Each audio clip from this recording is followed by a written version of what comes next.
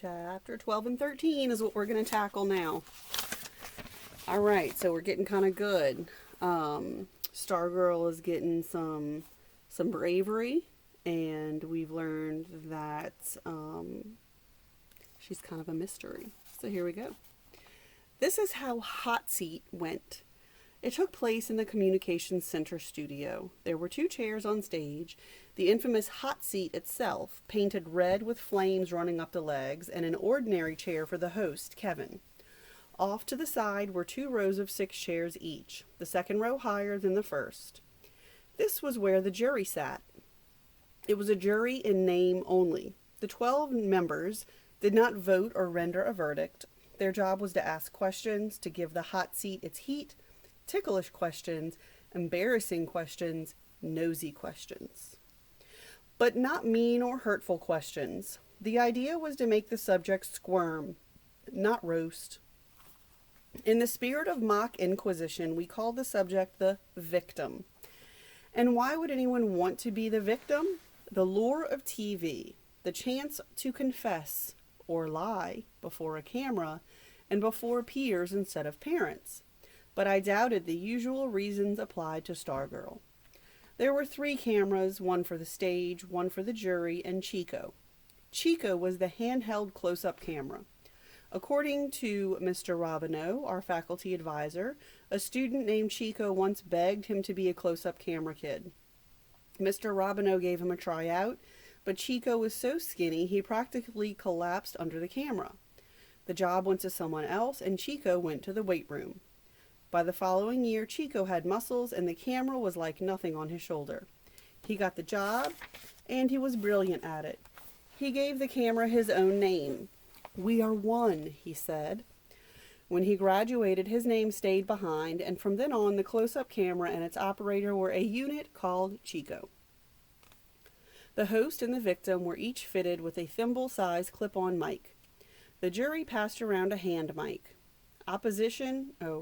Opposite the stage was the glassed-in control room, sound insulated from the rest of the studio. That's where I worked. Wearing my headset, watching the monitors, directing the shots, I stood at the shoulder of the technical director, or TD. He sat at a rack of buttons, punching up the shots I ordered. Also in the control room were the graphics and audio people. Mr. Robineau was there as faculty overseer, but basically the students worked everything. Kevin's job was to get things started, intro the victim, ask a few opening questions, stir things up if the jury was slow. Usually the jury was on the ball. Typical questions. Does it bother you that you're so short? Is it true that you look like so-and-so? Do you wish you were good-looking? How often do you take a shower? It almost always added up to entertainment. At the end of the half hour, as we cued credits and music, there was always a good feeling in the air, and everyone, victim, jury members, studio crew, mingled and became students again. We filmed the shows after school, then broadcast them that night, prime time on local cable. Oh my goodness, I lost my spot. About 10,000 homes. Our own surveys said at least 50% of the student body watched any given show. We outdrew most of the hot sitcoms. We expected the top 90% for the Stargirl show. But I had a secret. I wish no one would watch. In the months since we had scheduled the show, Stargirl's popularity had dropped out of sight. Gone were ukuleles in the lunchroom. More and more kids saw her cheerleading behavior as undermining the basketball team and its perfect record. I was afraid the boos for her might spread from the court to the studio. I was afraid the show might turn ugly. When Stargirl came in that day after school, Kevin gave her the usual briefing while Mr. Robineau and I checked out the equipment. As the jury members straggled in, they were not clowning around or tap dancing on the stage as jurors usually did. They went right to their seats. Stargirl was the one tap dancing and mugging for the cameras, with Cinnamon, that rat, licking her nose. Kevin was cracking up, but the faces of the jurors were grim. One of them was Hillary Kimball. My bad feelings got worse. I retreated to the control room and shut the door. I checked communications with the cameras. We were ready. Kevin and Stargirl took their seats. I took one last look through the plate glass that separated the set from the control room. For the next half hour, I would see the world through the 4 monitors. "Okay, everybody," I announced. "Here we go." I cut the studio mic. I looked at my control mates. "We all set?" Everyone nodded. Just then, Stargirl lifted one of Cinnamon's front paws and waved it at the control room and said in a squeaky voice, "Hi, Leo." I froze. I came unraveled. I didn't know she knew my name. I just stood there like a dummy. Finally, I waggled my fingers at the rat and mouthed the words, "Hi, Cinnamon," although they couldn't hear me on the other side of the glass. I took a deep breath. "Okay, ready music, ready intro." I paused. Music, intro. This was the moment I lived for, launching the show. I was the director, the maestro. I called the shots. On the monitors before me, I watched the program unfold according to my commands. But on this day, the thrill was missing. I felt only a dark dread snaking along the cables. "Greetings, and welcome to Hot Seat." Kevin went through the opening spiel. Kevin loved to be on camera. He was ideal for a show like this, which made good use of his smirky grin and arching, "Did I really hear you say that?" eyebrows. He turned to Stargirl. Then, impromptu, he reached out and stroked the nose of Cinnamon, excuse me, who was perched on Stargirl's shoulder. "Want to hold him?" she asked. Kevin gave the camera a "Should I?" "Sure," he said. "Ready, Chico Rat?" I said to my headset. Ready was always first in the command sequence. Chico zoomed in. "Chico!" TD punched up Chico. The camera followed Cinnamon from Stargirl's hands to Kevin's. No sooner was the rat in Kevin's lap than it scampered up his chest and darted between the 2 buttons in his shirt. Kevin yipped and squirmed. "It scratches." "He has fingernails," Stargirl said calmly. "He won't hurt you." Chico nailed Cinnamon, poking his head out from between the 2 buttons.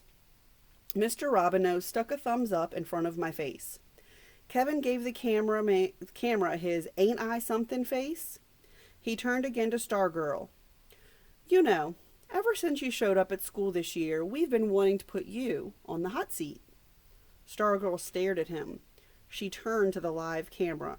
Her eyes were growing wider. Something was happening. And wider. "Chico!" I barked. Chico moved in, crouching, giving it a little upshot. "Terrific! Closer! Closer!" I said. Stargirl's wonder-struck eyes practically filled the screen. I checked the long-shot monitor. She was frozen, rigid, as if electrified to the chair. Someone smacked my shoulder. I turned. Mr. Robinow was laughing, saying something. I lifted one earphone. "She's joking," he repeated. And suddenly I saw.